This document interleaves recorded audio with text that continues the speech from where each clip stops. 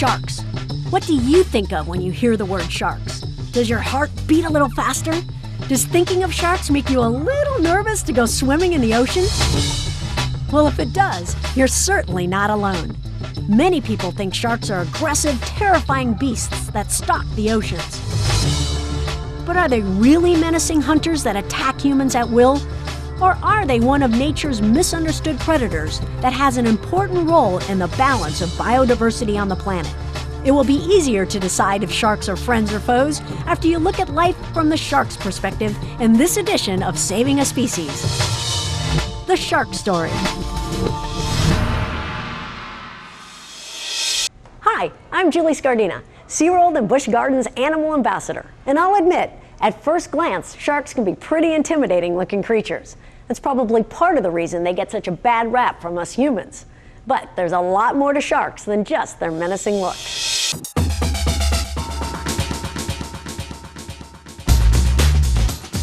Sharks are fascinating creatures, and they come in all shapes and sizes. Some sharks are sleek and angular, like the bull or lemon shark. Nurse sharks have larger heads and bigger profiles. And some, like this hammerhead, are just plain bizarre. These efficient swimming machines range in size from the bigger-than-a-school-bus whale shark, nearly 14 meters long, to the tiny pygmy ribbon-tail cat shark, which only grows to about 25 centimeters.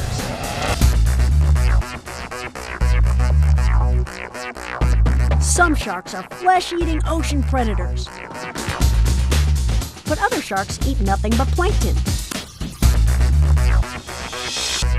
Regardless of shape, size, or diet, sharks have interesting and unique characteristics and a specific role in their environment. I guess you can tell by now that I think sharks are cool, but I bet you will too, once you know more about them. So come on, let's go meet some sharks.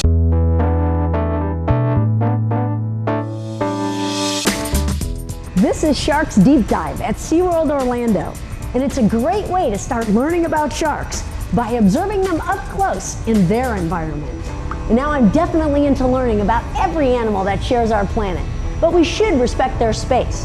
And in the case of sharks, I also respect their power and abilities. So this diving cage is a good way to visit these predators of the deep. Oh my gosh, that's a sand tiger shark. Those are all the bigger ones that you see. There's one right here in front of us. Oh my gosh. They're incredible looking. They've got all those teeth. They really look like the predators that everybody thinks about when they think of scary sharks and all that. You know what? Sharks in general really aren't all that scary, but it sure looks like it when you're down here looking at them. You can understand why people feel that way. Wow, look at the sawfish. They're only found around Florida now, and it's an endangered species. They used to be found all the way up to Rhode Island, and then down all the way through Central and into South America, down as far as Brazil, but now they don't find them anymore. They're actually such an endangered species, they're really only found around Florida now.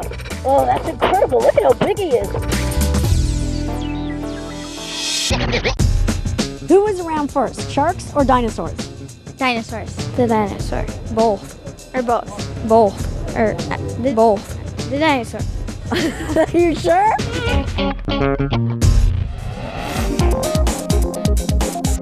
Well, sharks are one of the oldest species on Earth, with scientists estimating that ancestors of today's sharks inhabited the oceans between 350 and 400 million years ago. That's millions of years before dinosaurs and other backbone animals roamed the Earth. The most spectacular ancient shark was probably the megalodon, a huge shark with teeth the size of a human hand. This one was probably a flesh eater. And at an estimated 40 to 55 feet long, that's 3 or 4 SUVs end to end, the megalodon was likely the top predator of its time. By 100 million years ago, about the time dinosaurs were around, sharks looked pretty much like they do today. And unlike other animals, they really haven't changed much in the last million years or so. That's probably because they're highly suited to their environment, which brings us to our next question. Where do sharks live? In saltwater, freshwater, warm water, or cold? They live in salt water and both in warm and cold water. You sure? Yes, salt water and warm and cold. Positive? You want to change it? No.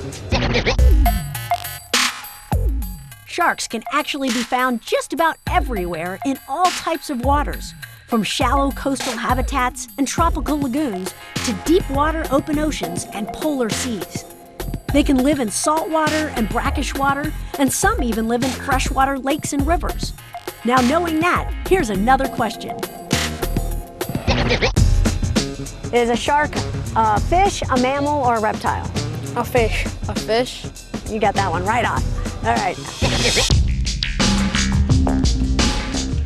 Sharks are fish, even though they don't look much like the fish we commonly think of.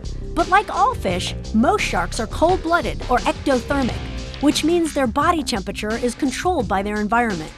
They also have a skeleton and fins, live in the water, and breathe with gills. But that's where the similarities stop.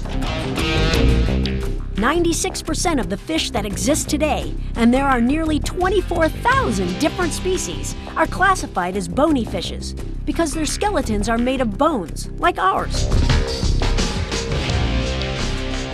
But the 350 or so species of sharks are in a much smaller class of fish, called chondrichthyes or cartilaginous fishes, because their skeletons are made of cartilage, not bone. Grab your nose or your earlobe. That's cartilage. Doesn't seem much like skeleton material, does it?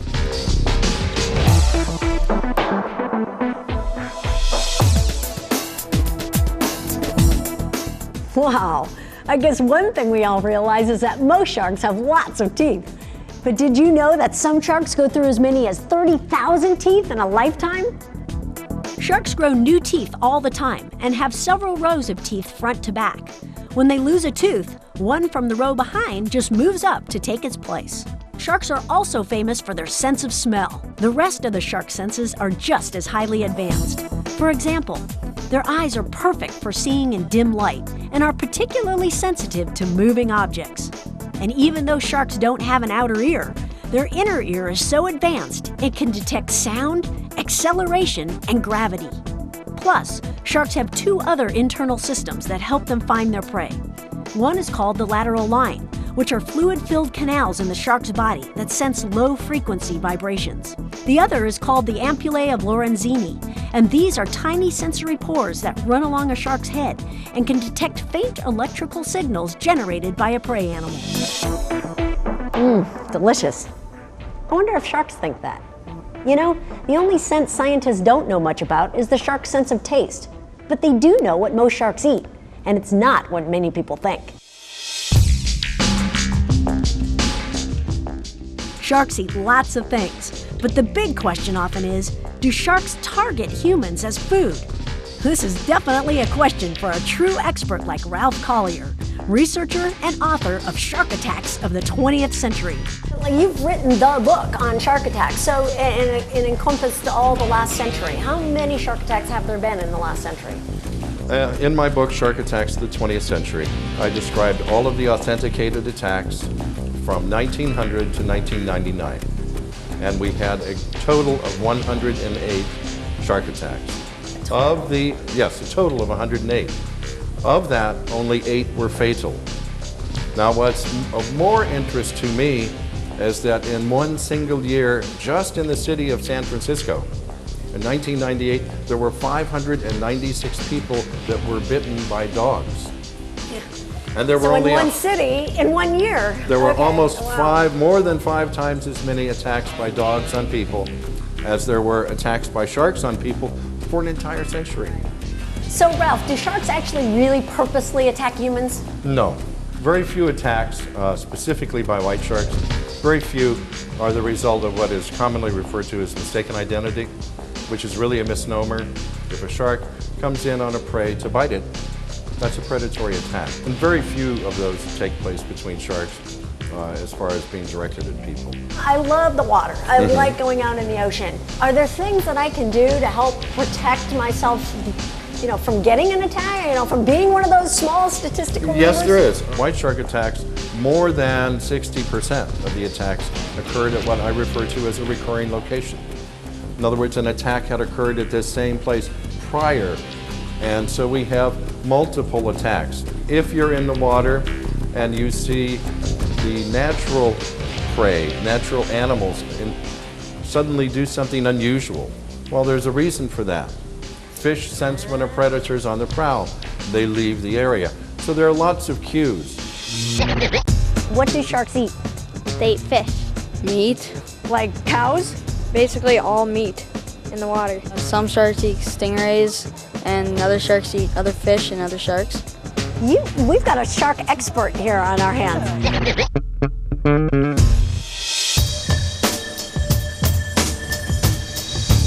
Different species eat different things.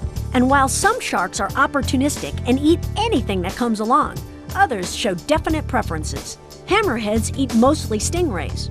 Tiger sharks seem to prefer sea turtles. Blue sharks eat squid, and whale sharks eat only plankton.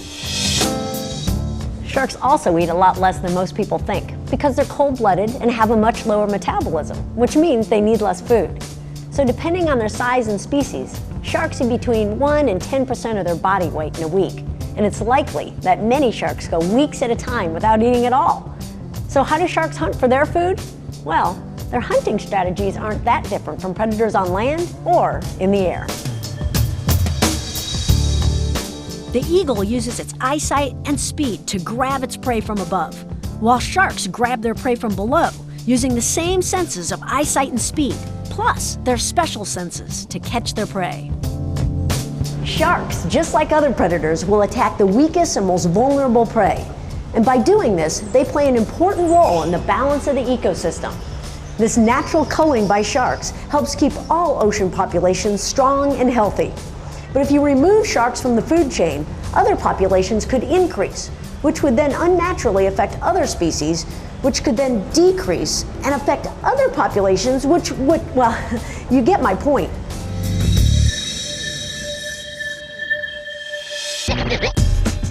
Do sharks lay eggs or do they give birth to live young? They lay eggs. They give birth to babies live. They lay eggs. We tricked them by my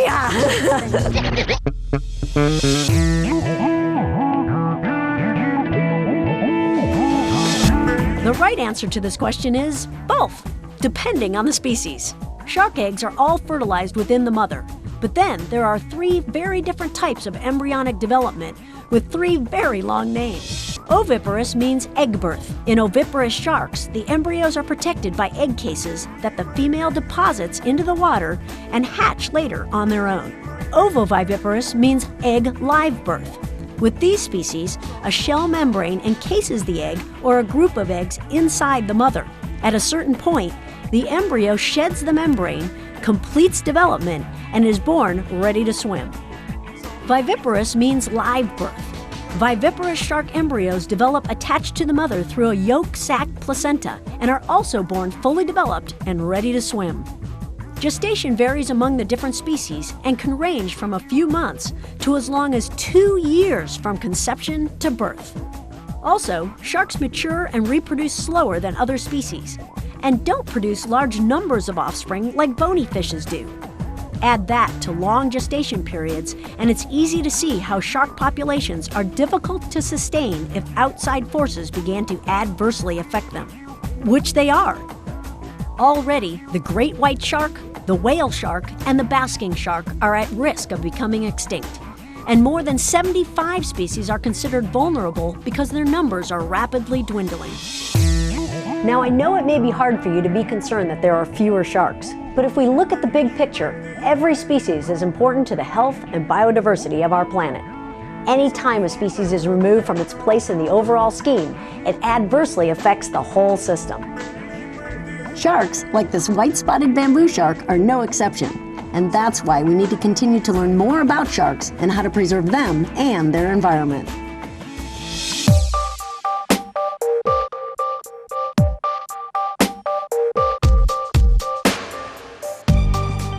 Every conservationist's goal is to preserve and protect wildlife and wild places.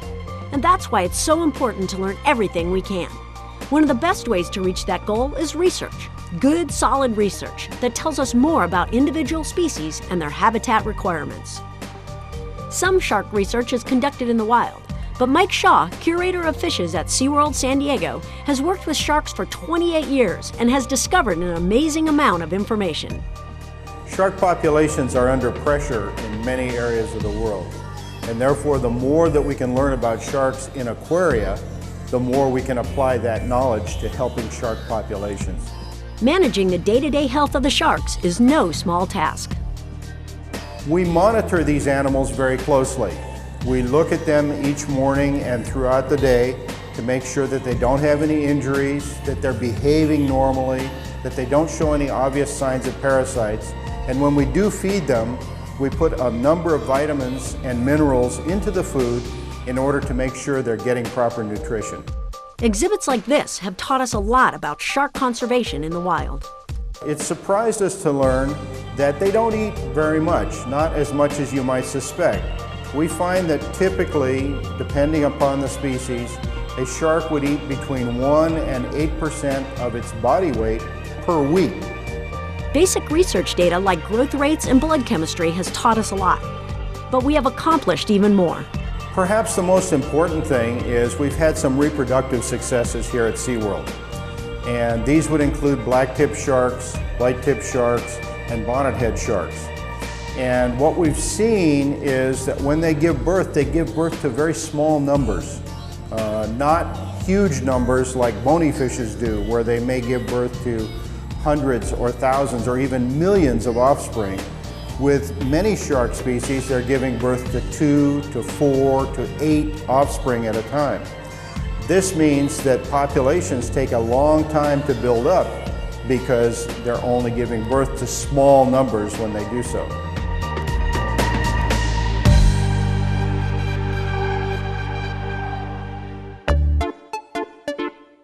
It's amazing how much we've been able to learn from sharks in the care of humans. And we've compiled a good database of shark information. But even with all this knowledge, there's still a lot that we don't know.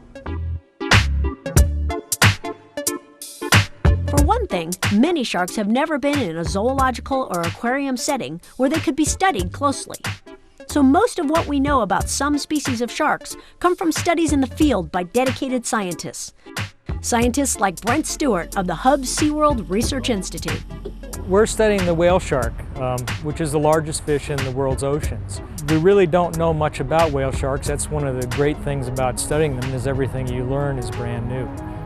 In a study like this, specific information can be gathered. The primary thing we're really trying to learn is where the sharks are. What are the habitats in the world's oceans that are important to the sharks and where they range? So that's geographical habitats, distribution, but also the vertical habitats. What areas in the water column do they use to make a living?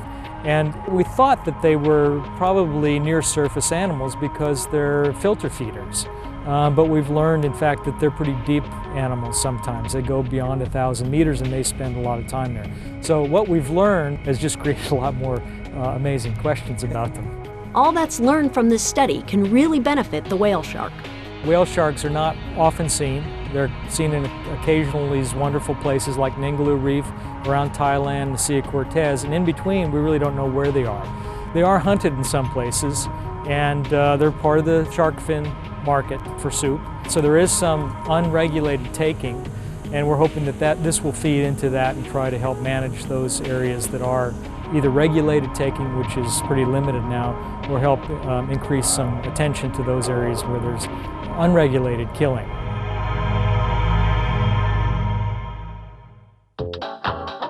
Research is frequently a group project, with several organizations collaborating to provide better resources. And that was the case for a nurse shark study in the dried tortugas, when volunteers from SeaWorld joined the group.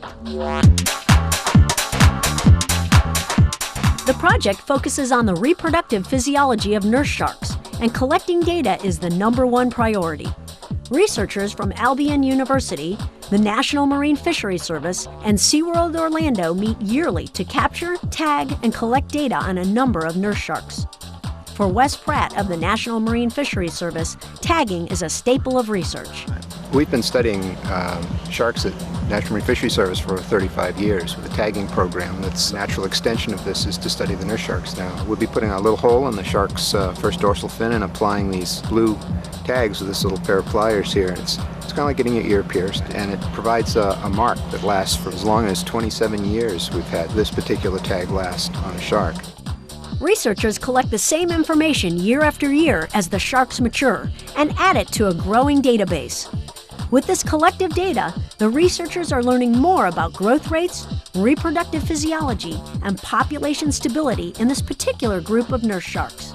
As head researcher Dr. Jeff Carrier of Albion University knows, it's important information to have. Aside from the pure and applied science of the study, one of the things that's important is that sharks are commercially valuable. And if we're going to understand them and understand how many we can take in a commercial fishery, we need to know something about the rate at which they replace themselves. Part of the study depends on us being able to know who the animals are in the area, and for that we do a tagging program. Nice job. Going right back to where we caught her. Well, we've looked at research at zoological parks and aquariums, and we've looked at research in the wild. But there's one facility that's trying a combination of both in order to learn more about one of the most notorious sharks alive today. In an effort to dispel the worst reputation in the shark world, the Monterey Bay Aquarium has dedicated a special research program to the great white shark. The project began with capturing, tagging, and releasing young white sharks to learn more about this threatened species in the wild. The tracking data provided good information and a beginning look into the white shark's behavior, habitat, and migration patterns. The next step in the program was to bring a white shark to the aquarium for exhibit and further behavioral study. And in order to succeed where others have failed, the aquarium first brought a young white shark to a 5 million gallon ocean pen to see how the shark would react. After a period of constant observation of the shark's behavior in the pen, the young white shark was fitted with an electronic tag and released. Then, in the fall of 2004, a young female great white shark was brought to the aquarium after being accidentally caught in a commercial fishing net. After an acclimation period in the ocean pen, she was moved to the aquarium's Outer Bay exhibit, a 1 million gallon marine display. This is the first time a great white has ever been held for any length of time in a controlled habitat. But the young shark is doing really well. She is swimming strongly and her appetite is good. And as long as she does well, she'll stay. If she shows any signs of distress or failing health, she'll be tagged and released. So far, this ambitious research program has been very successful. Like most zoological parks and aquariums, Monterey Bay's mission is to inspire conservation by bringing guests face to face with living animals. They hope to raise awareness of the plight of the great white and all sharks by providing guests the opportunity to see a great white shark in a non-threatening environment, and by teaching them about the shark's important role in maintaining the balance of the ocean ecosystem. So far, this young ambassador for the great white shark species is doing a great job. But only time will tell if we human visitors will do our part to save her species. Through innovative research, we can expand our knowledge of the world around us and find new ways to preserve and protect species like sharks. But it takes more than knowledge to affect change. It takes everyone working together to do the right things to save our wildlife.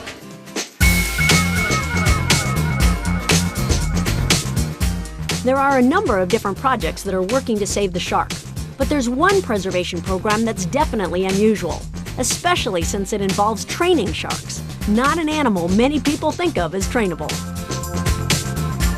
It's a successful model of behavioral training for shark husbandry being used at Discovery Cove in Florida, and aquarium supervisor Laura Simmons is excited about the possibilities.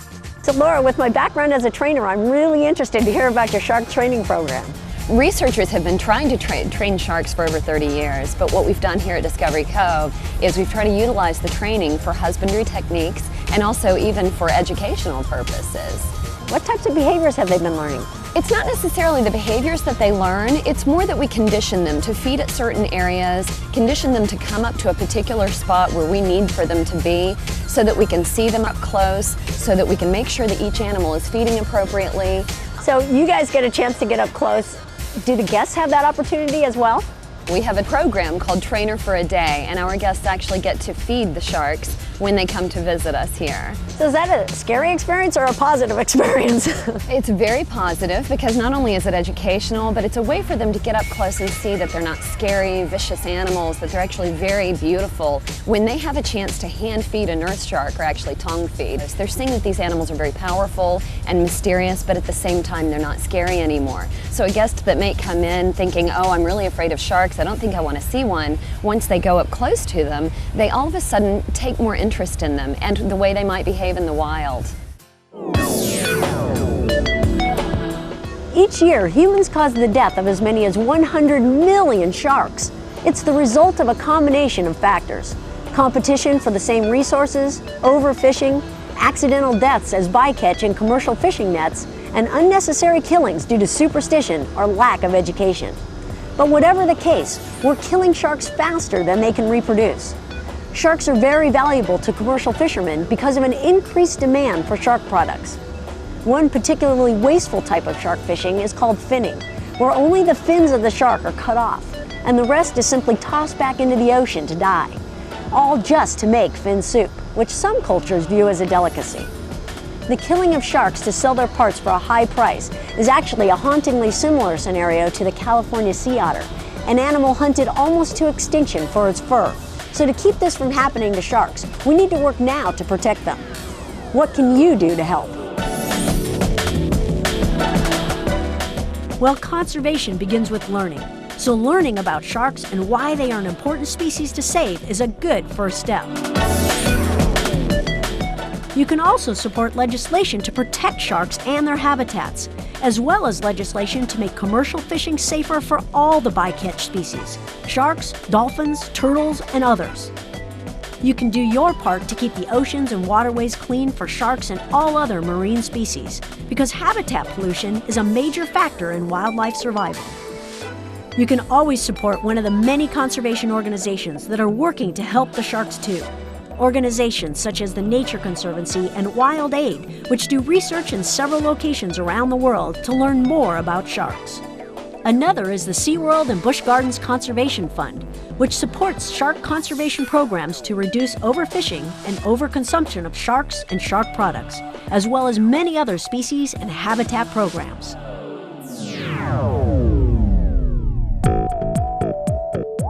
So what do you say, friend or foe?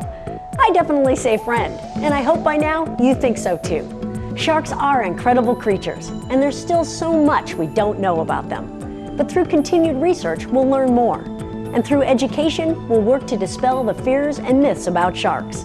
Because the only way to save an animal is to care about it, recognize its value and place in this ecosystem we call Earth.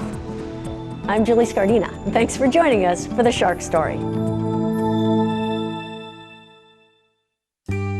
Hi, I'm Jenny Bush, Conservation Ambassador for the Anheuser-Busch Adventure Parks.